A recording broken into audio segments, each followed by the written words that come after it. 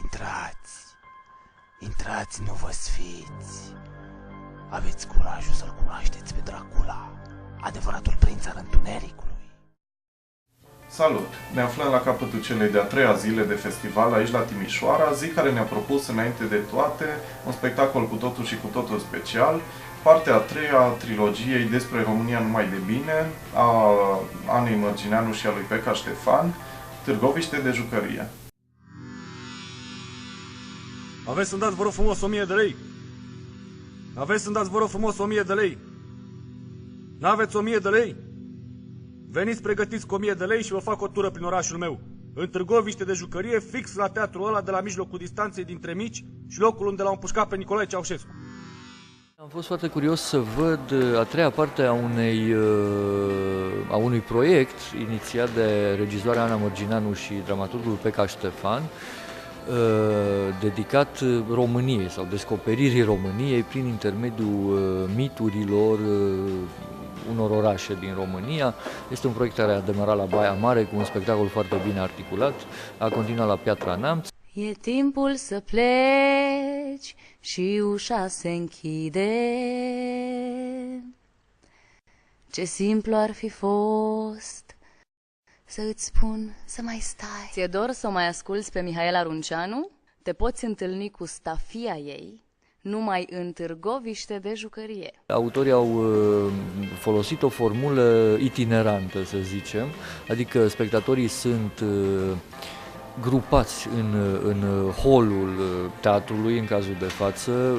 Firește, spectacolul se joacă în diverse spații. Aici s-a jucat în Teatrul Național. Spectatorii sunt adunați în foaierul teatrului, după care pe grupuri se duc fie într-una din săli, fie în sala mare, unde li se prezintă un soi de scenete, un soi de secvențe pe diverse teme.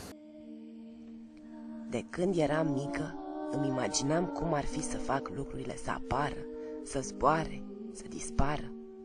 Adică ce mai, domnule, îmi doream să fiu magician, ca Harry Potter.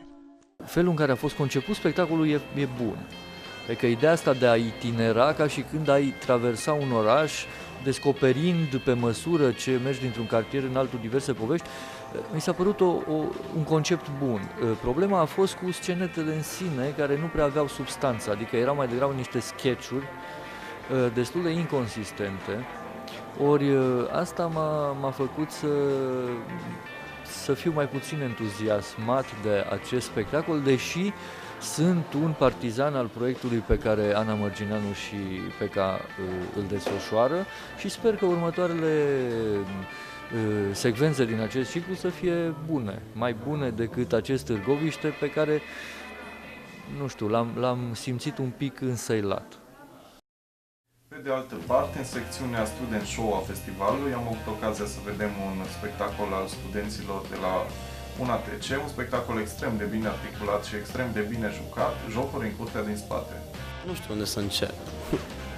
Adică, de la început până la sfârșit tot, efectiv, super bun. Scenariul, interpretarea a fost foarte reușită. Eu cunosc pe actriță, am fost colegă cu ea de liceu. Mi-a plăcut foarte mult de ea. A fost o surpriză foarte plăcută.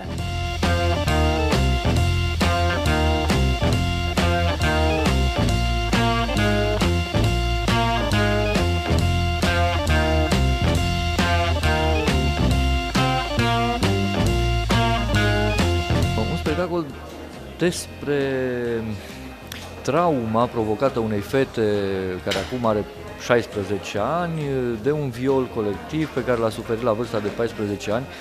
Ce e fermecător la acest spectacol și, cum să spun, stârnește empatia privitorului este felul în care, mai ales actrița care interpretează această puștoaică, Ioana Manciu se cheamă, reușește să transfigureze felul de a fi al unei fete de 13-14 ani, cu tot teribilismul vârstei, cu toate, să spunem, așteptările vârstei, cu toate naivitățile vârstei și provocările pe care o feminitate în formare le aruncă provocator, fără să știe care sunt riscurile. Foarte solid, foarte bine articulat, fără excese, într-un spațiu minimalist, să zicem, și asta e o calitate. Neadoru, trebuie să eliberăm sala, Neadoru. Eu v-am zis, ne scot ăștia cu poliția de aici, Neadoru. Până mâine, când vom vedea ce ne propune a 4-a zi de FES FDR, vă invit să stați aproape de sălile de teatru. Salutare!